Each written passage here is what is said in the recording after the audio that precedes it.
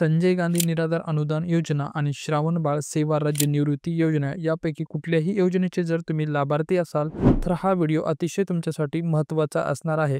कारण 19 डिसेंबर 2024च्या शासन निर्णयानुसार या दोन्ही योजनेचा लाभ आता लाभार्थ्यांना थेट त्यांच्या आधार लिंक असलेल्या बँक अकाउंटमध्ये देण्यात येणार आहे. 19 डिसेंबर 2024पर्यंत शासनाने जवळपास 27 लाख लाभार्थ्यांची नोंदणी डीबीटी पोर्टलवरती केली आहे. तर उर्वरित लाभार्थ्यांची नोंदणी जानेवारीपर्यंत पूर्ण करण्याच्या सूचना संबंधित विभागाला दिल्या आहेत. याबाबत सर्वात महत्त्वाची बाब म्हणजे जानेवारीनंतर ज्या लाभार्थ्यांचे बँक अकाउंट आधार कार्डशी लिंक नसेल, कदाचित त्यांना हा लाभ मिळू शकणार नाही किंवा त्यांचे जे अनुदान आहे तेही बंद होऊ शकते.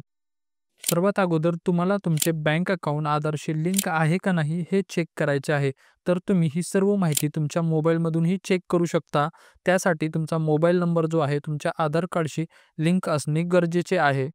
येथेच चेक करण्यासाठी तुम्हाला Googleवरती यायचं आहे आणि Googleवरती आल्यानंतर npci.org.in या वेबसाईटला सर्च करायचं आहे. या वेबसाईटवरती आल्यानंतर तुम्ही खालती पाहू शकता प्रोडक्ट, त्यानंतर कन्झ्युमर हे ऑप्शन दिसेल. या ऑप्शनला क्लिक केल्यानंतर जे शेवटचं ऑप्शन आहे भारत आधार सीडिंग इनेबलर या ऑप्शनला तुम्हाला क्लिक करायचं आहे. या ऑप्शनला क्लिक केल्यानंतर एक नवीन जे वेब पेज आहे ते ओपन होणार आहे. थोडासा वेळ लागेल, त्याच्यासाठी तुम्हाला वेट करायचं आहे. त्यानंतर तुम्ही पाहू शकता की इथे भारत आधार सीडिंग इनेबलर ही वेबसाईट ओपन झालेली आहे.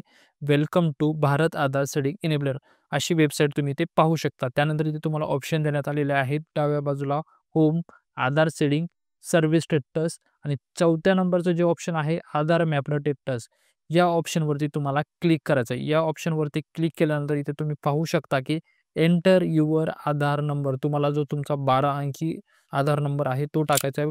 पहिल्या रकान्यामध्ये 4 आधार अंक टाकायचे, दुसऱ्या रकान्यामध्ये 4 आणि चौथ्या रकान्यामध्ये 4 असे तुम्हाला अंक टाकायचे. तुमचा आधार नंबर टाकल्यानंतर तुम्ही इथे पाहू शकता की तुमचा जो 12 अंकी आधार नंबर आहे तो इथे टाकायचा आहे. आधार नंबर टाकल्यानंतर तुम्हाला इथे जो कॅप्चा कोड देण्यात आलेला आहे तो कॅप्चा कोड टाका. कॅप्चा कोड जर स्मॉलमध्ये असेल तर स्मॉलमध्ये टाका, कॅपिटलमध्ये असेल तर कॅपिटलमध्ये टाका. त्यानंतर खाली ऑप्शन देण्यात आलेला आहे चेक स्टेटस. त्यानंतर तुमचा जो आधारशी मोबाईल नंबर लिंक आहे त्यावरती एक 6 अंकी OTP जाणार आहे. तो OTP तुम्हाला इथे एंटर करायचा आहे, जो OTP तुमच्या आधारशी लिंक असलेल्या मोबाईलवरती आलेला आहे.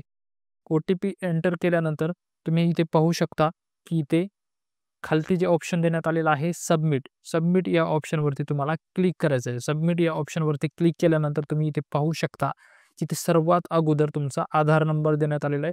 आधारचे जे शेवटचे 4 अंक आहेत ते इथे तुम्हाला इथे दाखवण्यात आलेले आहे. इथे दाखवते मॅपिंग स्टेटस, तर डीबीटीसाठी इनेबल दाखवते. कधी हा लास्ट अपडेट झालेला आहे त्यानंतर तुम्ही इथे पाहू शकता की तुमची बँक कुठलेली आहे, तर बँक नेम इथे शेवटी दाखवत आहे. अशा प्रकारे मित्रांनो तुम्ही तुमचं बँक अकाउंट आधारशी लिंक आहे का नाही ते चेक करायचं आहे. जर तुमचं बँक अकाउंट आधारशी लिंक नसेल तर तुम्हाला त्या बँकेमध्ये जायचं आहे, तुमचा आधार लिंकचा फॉर्म सबमिट करायचा आहे आणि हे सर्व तुम्हाला 1 जानेवारीच्या म्हणजे जानेवारी महिन्याच्या अगोदर करायचं आहे ही प्रोसेस. कारण येणारं अनुदान जे आहे तुमचं जे येणारा जो लाभ आहे तो थांबला नाही पाहिजे. मित्रांनो, माहिती जर तुम्हाला ही आवडली असेल तर व्हिडिओला लाईक आणि अशाच माहितीसाठी चॅनलला सबस्क्राईब करा आणि अशीच माहिती इतरांपर्यंत पोहोचण्यासाठी हा व्हिडिओला जास्तीत जास्त शेअर करा. व्हिडिओ शेवटपर्यंत पाहिल्याबद्दल धन्यवाद.